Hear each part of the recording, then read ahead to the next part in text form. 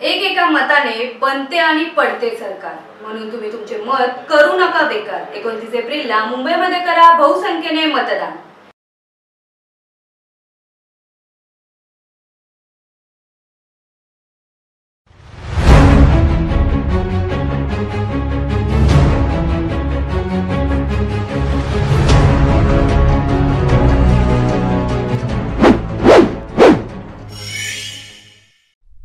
नमस्कार, मी प्रियंका। कौल सामान्य जनतेचा या कार्यक्रमात आपले स्वागत आहे। तर सध्या आपण आहोत यशवंत आणि सिद्धार्थ नगर या ठिकाणी। तर जाणून घेऊया मतदानाविषयी या रहिवाशांचा नक्की कौल काय आहे। काय सांगाल काका तुम्ही, म्हणजे या एरियामध्ये काय डेव्हलपमेंट झाली आणि काय व्हायला पाहिजे असं वाटतं तुम्हाला? आता या एरियामध्ये डेव्हलपमेंट जर करायचीच असेल तर हा आमचा संपूर्ण जो हा एरिया आहे, सिद्धार्थनगर, अशोकनगर, यशवंतनगर, खालच्या नगर आणि कृष्णानगर, सागरनगर हा कंप्लीट स्लम एरिया आहे।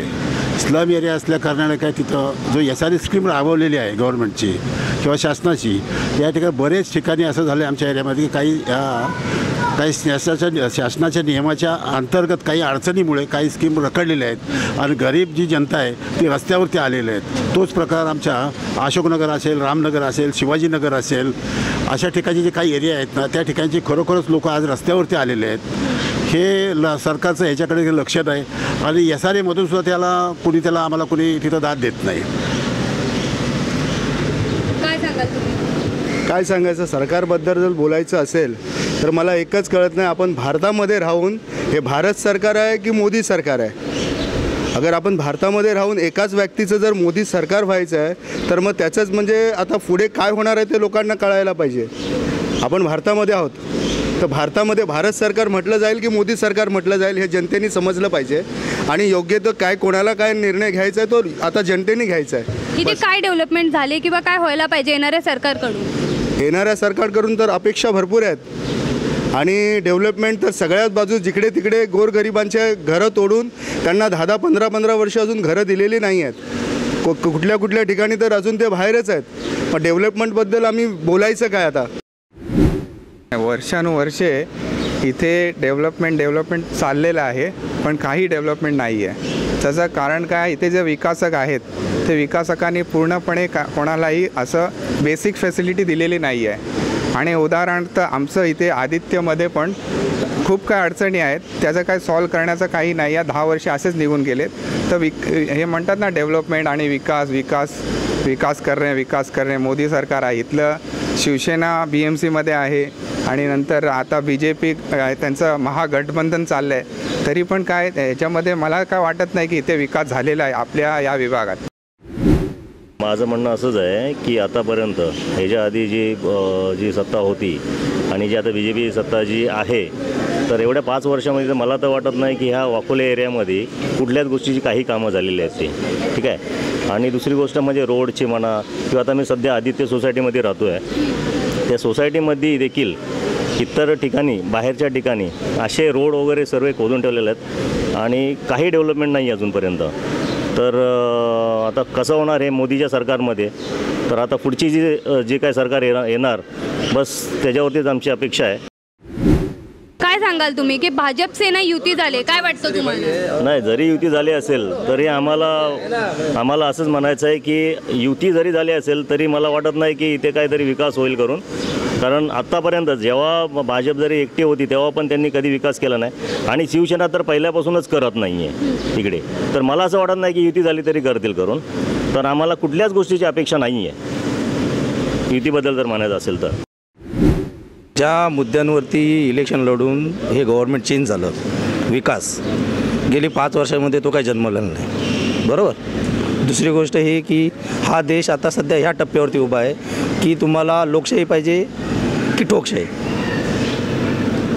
तर आता जनतेच्या हातामध्ये त्यांनी काय विचार करावा, आपलं वोट कुठे गेलं पाहिजे, सेक्युलर की कम्युनल।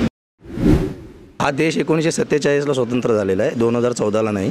तर लोकांनी आपल्या डोक्यातलं हे काढून टाकावं की मोदी आल्यावरती देशात सगळं काय झालेलं आहे। तर तसं काही नाही, मी अगोदरच्या गव्हर्नमेंटची काही लाल करत नाही आहे, परंतु आतापर्यंत देश ज्या मोडवरती आलेला आहे तिथपर्यंत त्यांनी जे काम केलं, करप्शन झालं आहे, करप्शन देशामधले 153 जगातल्या 153 देशांमध्ये होतं, पण हा देश 1947ला हे झालेला आहे, स्वतंत्र झाला आहे. मोदी आल्यावरती नाही, आणि मोदी काय फ्रीडम फायटर नाही आहेत. मोदीला असं वाटायला लागलं आहे मोदीच्या लोकांना की 2014 नंतरच फ्रीडम भेटलं आहे. कारण की जिथे तिथे मोदी एक प्रकारे आहे ना, लोकांना झॉम्बी झालेत, झॉम्बी. म्हणजे मी तर आजच फेसबुकवरती लिहिलं आहे की लोक आहेत ना एकदम नशेमध्ये आहेत मोदीच्या. त्यांना कळत नाही चांगलं काय वाईट काय. ते जी आता बॉम्ब स्क्वॉडमध्ये सापडली गेलेली प्रज्ञा ठाकूर, तुम्ही विचार करा की अशा कॅटेगरीच्या लोकांना जर तुम्ही तिकीट देतायत म्हणजे किती डेंजरस सरकार आहे हे. म्हणजे माणुसकी तर विसरलंच हे लोक. माणूस धर्म नाही आहे यांना, फक्त एकच धर्म आहे की हिंदू धर्माला कसं घेऊन जायचं आहे पुढे.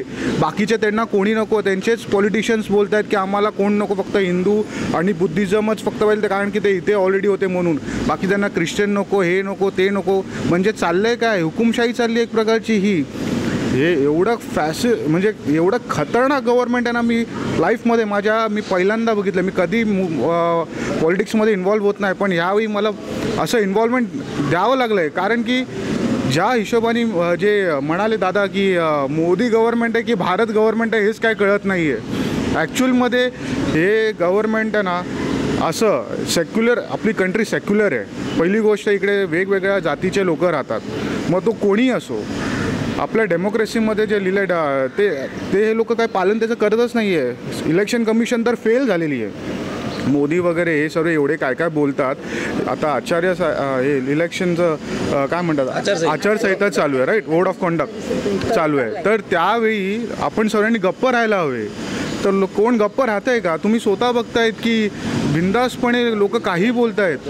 बरोबर. जसं आता तुम्ही बोलला की जातीपातीवरून हे करतात, म्हणजे राजकारणामध्ये आता मी आता बघितलं गेल्या 4 वर्षापासून मी ॲक्च्युली न्यूज बघतच नाही. न्यूजमध्ये ॲक्च्युली न्यूज एक बायास झालं आहे, वन साईड झालं आहे की हेच काय कळत नाही आहे. मीडियाचं ॲक्च्युली स्टेप काय आहे की गव्हर्नमेंटच्या अगेन्स्ट बोलावं. मग ते गव्हर्नमेंट काही करू, त्यांनी चांगलं काम केलं तरी त्यातून काहीतरी वाईट त्यांनी दाखवायला पाहिजे, क्रिटिसिझम केलं पाहिजे. आपल्याला डेव्हलपमेंट पाहिजे. हिंदू मुस्लिम ह्याच्यावरती देश चालत नाही, आणि ह्यांना सर्वांना मिळूनच देश चालतो. तर हे लोकांना कळलं पाहिजे, पण लोकांना ते काय कळत नाही. ते फक्त आहे ना कास्टिझम आणि ह्याच्यामध्येच चालले आहेत. तर मला तर खूप वाईट वाटतं की आपली परिस्थिती अशी नको सिरियासारखी व्हावी. आपला देश जे आहे त्याची जी खूबसूरती आहे, सर्व जाती धर्मांना मिळून राहणं, आणि एका म्हणजे आपल्या देशाला बाहेरची लोक जे आहेत ना असे बघतात की हे एक मल्टी कल्चरल देश आहे, ज्यांचं म्हणजे खूप युनिटी अँड डायव्हर्सिटी आहे. पण हेच जर नष्ट झालं तर मग आपल्या देशाचं अस्तित्वच नष्ट झालं. भाजप सेना युती गेली 4 वर्ष झाली एकमेकांना शिवेगाळ करतात. इतक्या आर्वच्या लेवलला, खालच्या लेवलला जाऊन ते एकमेकांबद्दल बोलत होते, आणि नंतर अचानक काय जादूची कांडी फिरली की निवडणुका आल्या. म्हणजे हे जनतेला काय समजतात, जनतेला हे लोक गटारचे किडे समजतात. जे ज्यांना अक्कल शून्य लोक जे बोलतो आपण, एखादा मोरका असतो आणि तो जो गुराख्यासारखी कामं करत असतो, पाठीमागे चालणारे जे त्याचे काय बोलतो आपण त्यांना, शेळ्या मेंढ्या, तर ही जनता शेळ्या मेंढ्याशिवाय दुसरी कोण नाही आहे. मग त्यांची चीफ कोणी असून द्यात, मी कोणाचं वैयक्तिक नाव घेणार नाही. कोणी दोन्ही महाराष्ट्रामधल्या ह्या दोन्ही संघटना आहेत, त्याचे जे कोण अध्यक्ष असतील ते जनतेला एवढे मूर्ख समजत आहेत की त्यांना वाटतं की आम्ही गुराखी आहोत आणि मागे फिरणारे जे आहेत ते शेळे आहेत. पण जनता यावेळेस त्यांना त्यांची जागा दाखवून देईल.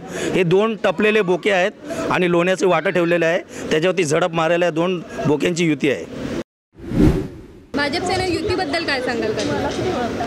तेच आता बोलले, तेच बोलायचं होतं मला की हे शिवसेनावाले आणि भाजपवाले आतापर्यंत दोघांचे एकमेकांना शिव्या घालत होते की आम्ही त्यांच्या दारात कटोरी घेऊन जाणार नाही, आणि आता शेवटी काय केलं त्यांनी, मग त्यांचे शिवसेनावाले सुद्धा त्यांच्यावरती चिडलेले आहेत. हे जे राजकारणी फक्त स्वतःचा फायदा बघतात, लोकांचं भलं बघत नाही आहेत. आणि बाकीची गोष्ट, आता आमच्या एरियाचं म्हटलं तर आता जे रिडेव्हलपिंगचं सगळं चाललेलं आहे, SRAचं प्लान चाललेलं आहे, तर त्या SRAच्या प्लानमध्ये सुद्धा लोकांना, पात्र अपात्र लोकांना त्यांना दुनियाभरचे पुरावे मागतात आणि त्यांना रूम देत नाहीत. आज 10-10, 15-15 वर्ष झाले लोक बाहेर राहत आहेत. सगळीकडे ऊटवाल्यासारखे फिरतायत, बोजा बिस्तारा घेऊन भाड्याने राहत आहेत. मग अजूनसुद्धा हे जे SRAमध्ये जे कानून काढलेले आहे ह्या सरकारने की गरीब लोकांना हटवायचं आहे आणि इथं फक्त श्रीमंत लोकांची मुंबई करायची आहे त्यांना बस. तर आम्हाला फक्त एवढंच पाहिजे की आम्हाला लवकरात लवकर लोकांना घरं मिळून द्यायचे आहेत आणि सर्वांना पात्र करून द्यायचं आहे. काय सांगाल तुम्ही, तुम्हाला काय वाटतं कोणत्या सरकारच्या काळात महागाईचं प्रमाण जास्त होतं? मोदीच्या सरकारमध्येच महागाईचं प्रमाण जास्त झालं आहे. फक्त अच्छे दिन आएंगे करून वोट घेतले आणि नोटबंदी करून सगळ्यांना कंगाल केलं. गॅस सिलेंडरचा भाव, इलेक्ट्रिसिटी सगळ्यावर या मोदी सरकारमध्ये भाव वाढलेले आहेत. जास्ती ह्यांच्याच ह्याच्यामध्ये वाढलेले आहेत मोदी सरकारच्या ह्याच्यामध्ये. सगळ्यावर महागाई आहे आणि लहान मुलांना विशेष करून खेळायला इथे मैदान नाही आहे. आमच्या वेळी खेळायला जागा होत्या. आता मुलं मोबाईलमध्ये टाईम वेस्ट करतात. छोटी छोटी मुलांचं एक्सरसाइज कशी होणार, त्यांची वाढ कशी होणार, त्यांना मैदान असणं फार गरजेचं आहे. मोदीजीने जे सर्व क्षेत्रामध्ये त्यांनी धुमाकूळ घातला आहे. GST लावतोय, शिक्षणाच्या बाबतीमध्ये वाट लावली आहे, सगळीकडे त्यांनी वाट लावली आहे. कुठे वाट लावलेली नाही असं नाही आहे. GST लावून गरिबांचा पैसा आमच्या खिशातला जरासुद्धा वाचवायला मिळत नाही. GSTमुळे काही फायदा नाही झाला, काहीही फायदा नाही झालेला. माणसांच्याकडे 2 पैसे वाचत होते ते पण सगळे रिकामे झालेले आहेत. आणि शिक्षणाच्या ह्याच्यामध्ये पण त्यांनी त्याचे विचार लादलेले आहेत. तुम्हाला काय वाटतं कोणत्या सरकारच्या काळात बेरोजगारीचं प्रमाण तरी कमी होतं? आणि बेरोजगारी तर इतकी वाढली आहे ना, तो फक्त बोलतो मी एवढे 15 लाख पाठवले, मी सगळीकडे प्रगती केली, शेतकऱ्यांना हे केलं, तरी पण चालूच आहे सगळं. कुणाला दिसत पण नाही आहे काय नोकरी मिळाली. बेरोजगारांना किती बेरोजगार लोक तरुण आहेत आता 40 नंतर त्यांना नोकरी नाही आहे. ते आता कुठे जाणार, त्यांचं काय होणार? राहुल गांधी आणि मोदीजींनी जसं सांगितलं की 72,000 आणि मोदीजींनी असं सांगितलं की काळा पैसा आल्यानंतर आम्ही 15 लाख अकाउंटमध्ये टाकू. पण हे कितपत योग्य वाटतं? आता मोदींनी ज्या वेळेला नोटबंदी केली त्यावेळेला सांगितलं काळा पैसा येईल, 15 लाख रुपये प्रत्येकाच्या अकाउंटमध्ये जमा करू. त्यातलं कुणालाही एक नाही पैसाही मिळालेला नाही. आणि आता जे राजीव गांधींनी जे डिक्लेअर इलेक्शनच्या अगोदर केलेलं की 72,000 रुपये प्रत्येकाला देऊ किंवा प्रत्येकाच्या खात्यावरती जमा करू, हे देणार कुठून? उत्पन्न काय, कुणाचं उत्पन्न कुणाच्या खिशात घालणार ते? हा सगळं जुमलं आहे. आणि फक्त आश्वासनं द्यायचे आहेत, मतं घ्यायचे आहेत आणि मतदार कंप्लेंट झोपवायचं आहे. आज काय झालेलं आहे, शेतकरी झोपलेला आहे, गोरगरीब आज रस्त्यावरती आलेलं आहे. तरुण मुलं शिकलेले आहेत, इंजिनियर आहेत, डॉक्टर आहेत, पायलट आहेत, यांना नोकऱ्या नाहीत. आता सध्या कारखाने ठाणे बेलापूर पट्टी कंप्लीट बंद पडलेले आहेत. लाखो मुलं कामगार कामावाचून वंचित राहिलेले आहेत. तर त्या नोकरीची हे सारखं सोय कधी करणार? नवीन कारखाने आले पाहिजेत. शिक्षण तुम्ही दिलं, पण त्या शिक्षणाचा उपयोग कुठच्या कारखान्याला करायचा? सर्व मुलं म्हणजे बेकार फिरत आहेत. त्यांच्या बाबतीत ह्या सरकारनं विचार केला पाहिजे. तो कुठलंही सरकार विचार करत नाही. आणि 14 ते आता 19पर्यंत किंवा 18पर्यंत आता जे इलेक्शन होतं आहे ह्याच्यामध्ये कारखाने कुठले नवीन आलेलेच नाहीत, उलट बंदच झालेले आहेत कारखाने. मला एवढंच म्हणायचं आहे की हे सरकार असताना 15 लाख रुपये म्हणाले की तुमच्या अकाउंटमध्ये येणार. उलट 15 लाख लोकांनी अकाउंट खोलून हजार रुपये खोलून हेच जे पैसे जमा झालेले त्यात सरकारने घेतलं. आणि सरकार असताना तो 15 लाख रुपये देऊ शकत नाही, तर सरकार नसताना तो तरी 75,000 कुठे देणार? हे मला जनतेलाच सांगायचं की तुम्ही विचार करा. आता तरी तुमचे डोळे उघडा आणि कुठल्या चांगल्या सरकारला इथे उभं करा. कारण की कोण कोणाच्या खिशातून काढणार नाही. ह्यानी जरी 72,000 दिले ना तरी तुमच्या खिशावरचे नाही, तुमच्या मेलेल्या मरणार ना ते सरण काढून ते विकून तुम्हाला ते पैसे देणार. हे असे सरकार होणार आहे, हे तुम्ही लक्षात घ्या. हे 72,000चं जे आहे ते इलेक्शन आल्यावरच कसं काय लक्षात आलं हे महत्त्वाचं आहे. आणि जेव्हा 2014मध्ये मोदीला पण ते आठवण आलं की मी काळा धन मी आणून 15 लाख रुपये देणार. त्यांनी कसं काय कॅल्क्युलेशन केलं? हे 5 वर्षात त्यांनी किती काळा धन आणलं ते आहे काय माहिती आहे का कोणाला? काळा धन त्यांनी काय केला? जेवढा काळा धन केला आहे तेवढ्या त्यांच्या नेत्या मंडळीमध्ये लाल करून टाकलेले आहेत. हे कुठल्या गोरगरिबांना एकही पैसा मिळालेला नाही आहे. नाही, असं कोणाला फुकट पैसे देत नाही. उगाच लोकांनी यांच्या झाशामध्ये येऊ नये असं माझं मत आहे. 72,000 तुम्हाला असं कोण देणार नाही. आणि मोदीच्या पार्टीतून तर सरळ क्लिअरन्स आलेलं आहे BJP कडून की आम्ही हे सगळे जुमलेबाजी केलेली. त्यामुळे यावेळेस फक्त एकच गोष्ट लक्षात ठेवायची आहे की हुकुमशाही की लोकशाही, कारण जगातली सगळ्यात मोठी लोकशाही आपल्या देशात आहे आणि ती आता संभावितपणे पूर्णतः धोक्यात आलेली आहे. आपल्या संविधानिक जेवढ्या इन्स्टिट्यूशन्स आहेत त्याच्यावरती पूर्णतः अतिक्रमण होत आहे. जगामध्ये भारतामधल्या आतापर्यंतच्या स्वतंत्र भारताच्या आतापर्यंतच्या इतिहासात पहिल्यांदाच असं झालं की न्यायपालिकेच्या सर्वात मोठी संस्था सर्वोच्च न्यायालयाचे न्यायाधीश यांना रस्त्यावरती येऊन प्रेस कॉन्फरन्स घ्यावी लागली आणि सांगावं लागलं की बाबा इकडची न्यायपालिका ही सरकारच्या हस्तक्षेपामुळे धोक्यात आलेली आहे. त्यामुळे बाकी सगळ्या गोष्टी एकत्र एका बाजूला राहिल्या, फक्त आपल्याला ही लोकशाही वाचवणे आहे आणि त्या दृष्टिकोनातून मतदान झालं पाहिजे. सेक्युलर की कम्युनल याच्यामध्ये आपल्याला चॉईस करणं खूप निकडीचं झालेलं आहे. काय सांगाल तुम्ही शिक्षण पद्धतीबद्दल, तुमचं मत काय आहे? शिक्षण पद्धतीबद्दल 2014च्या आधी जे XYZ सरकार होती, काँग्रेस सरकार, त्यांनी त्याच्यामध्ये 10,000 करोडचं फंडिंग केलेलं एज्युकेशन फील्डमध्ये. आता तेच ह्या वर्षी म्हणजे हळूहळू त्यांनी BJP सरकारमध्ये 6 करोड, मग 6,000 करोड, त्यानंतर 4,000 करोड आणि आता मला वाटतं 4 ते 3,000 करोडच आहे. म्हणजे ह्याचा अर्थ असा आहे की शिक्षण लोकांना अशिक्षितच ठेवायचे आहे, राईट. जर अशिक्षित ठेवलं तर मग देश कसा प्रगतिशील होणार? मेन थिंग एज्युकेशन आहे. जी कुठलीही गव्हर्नमेंट असो, BJP असो किंवा काँग्रेस असो किंवा कुठलीही, माझा कुठल्या गव्हर्नमेंटवरती काय पर्सनली काही राग नाही आहे, पण प्रॉब्लेम असा आहे की ह्यांना फक्त स्वतःचे खिसे भरायचे आहेत आणि देश प्रगतिशील ज्यावेळी होईल जेव्हा एज्युकेशनमध्ये सर्वात जास्त लक्ष गव्हर्नमेंट टाकेल. फॉर एक्झाम्पल तुम्ही असं कोणाची बाजू घेत नाही, पण दिल्लीमध्ये केजरीवाल सरकारचं आप ज्या गव्हर्नमेंट आहे त्यांनी एज्युकेशन फील्डमध्ये एवढं चांगलं केलं आहे की जे त्यांचे गव्हर्नमेंट स्कूल्स होते त्यांना त्यांनी एकदम एवढं चांगलं केलं आहे की इंटरनॅशनल स्कूल्स जे आहे, जे प्रायव्हेट स्कूल्स, ते पण येऊन बघतायत की ह्यांनी एवढं चांगलं काय काय केलं आहे. त्यांनी स्विमिंग पूल्स, हे ते किती ॲक्टिव्हिटीज आणि डिजिटल ह्याच्यामध्ये त्यांनी जास्त फोकस केला आहे एज्युकेशनमध्ये. काय सांगाल काकी तुम्हाला काय वाटतं? म्हणजे TV वरती आता आपण सर्रास जाहिराती बघतोय, तर जाहिरातीवर एवढा खर्च करणं बरोबर आहे? मोदी सरकारने आल्यापासून जे जाहिरातीला सुरुवात जी केलेली आहे तो सर्व पैसा त्यांनी जाहिरातीमध्येच घालवलेला आहे आणि ज्या माणसाला जे समाजकार्य करतो ते माणसाला जाहिरात करायची गरज नसते, ते प्रत्येक माणसाला आपोआप कळतं. मग तुम्ही जाहिरात करून दुनियाला काय दाखवता? फक्त तुमचा प्रचार करायचा आणि लोकांच्याकडून वोट घ्यायचं.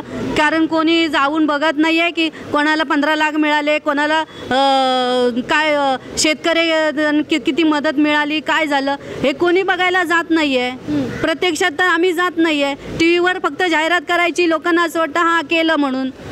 आणि हा सगळा समाजाचा पैसा तुम्ही जाहिरातीमध्ये घालवता. तुम्हाला काय गरज आहे जाहिरात करायची? चांगलं काम केलं तर जाहिरात करायची गरजच काय, मी म्हणते. जर चांगलं काम केलं तर जाहिरातीची गरजच येत नाही माणसाला, ते आपोआप समजतं लोकांना. पण ह्यांच्यामध्ये चांगलं काम करण्याची कुवतच नाही आहे, म्हणून जाहिराती करतात. जाहिरातीसाठी पाहिजे एवढा पैसा खर्च करतात आणि पब्लिकसाठी काहीच नाही, डेव्हलपमेंट काहीच नाही, प्रत्यक्षामध्ये काहीच नाही. हे जनतेसाठी एवढा पैसा आला कुठून यांच्याकडे, हे हाही प्रश्न आहे ना. बरोबर. जसं की आता सरकारने अनेक योजना राबवलेत राज्य पातळीवरती, देश पातळीवरती, पण त्या सर्वसामान्यांपर्यंत किती पोहोचली? स्टार्ट अप इंडिया, पुन्हा हे मुद्रा योजना. मी एकदा बँकमध्ये गेलेलो मला बिझनेस लोनसाठी, पण ते बँक कर्मचारी असे बोलले की तुम्हाला लोन देऊ शकत नाही. म्हणजे लोन कोणाला देतात हे? मला तर हे सर्व खोटं वाटतं. हे जे मुद्रा योजना आहे ना, हे सर्व फ्रॉड आहे. मला कोणी अजूनपर्यंत मुद्रा योजना घेतली नाही आहे. माझे कितीतरी सहकारी आहेत जे मुद्रा योजनेसाठी गेले आणि त्यांना बँकेने लात मारून बाहेर पाठवलं आहे. म्हणजे ॲक्च्युली आहे ना, हे सर्व जुमलाच आहे मला वाटतं.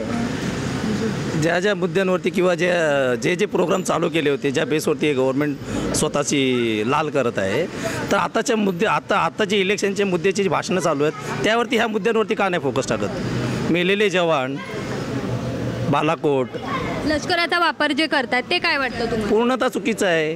कुठल्या सुज्ञ व्यक्तीला ही गोष्टी आवडेल की आपल्याला शहीद झालेल्या जवानांच्या नावावरती मेलेल्या जवानांच्या टाळूवरचं लोणी काढण्याचा प्रकार आहे.